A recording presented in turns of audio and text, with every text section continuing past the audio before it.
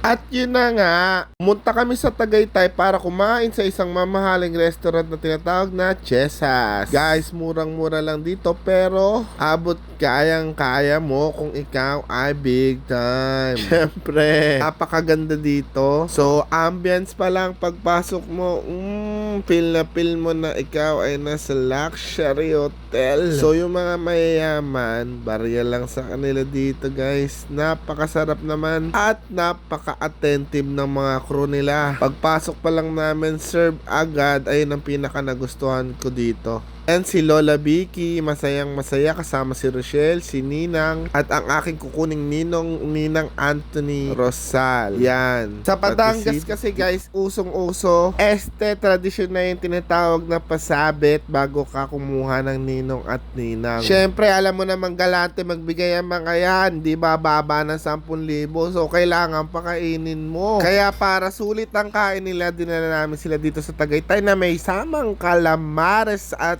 isang bulalo. Lolololo. Bali, 4-3 na yon. Yung package yung kinuha namin. So, 'di ba? May bulalo sa kanan, may bulalo sa kaliwa. Ang masarap pa dito ay habang kinakain mo, niluluto din yung bulalo. So, laging mainit. So, sa mga gustong magtagaytay dyan at gusto ng sulit na kainan na medyo class at masasarap ang ulam, dito na kayo. Ayan, tingnan nyo naman yung kaldereta, grabe saucy. Quality, masarap lahat ng luto nila. Solve naman at sulit sa bayad. May kasama pang iced tea, package na yung pinakbet at isang roasted chicken. So, sa malamig na klima, solve na solve ang init ng bulalo. Kayo, nakapagbulalo na ba kayo sa Tagaytay? Tara na at isama ang pamilya. Dito tayo kumain sa Chesa. Masarap na, sulit pa. Plus, may hinabol pa nga pala kami dito. Yung tinatawag nilang parang shrimp. Shrimp ba yun? Oo, shrimp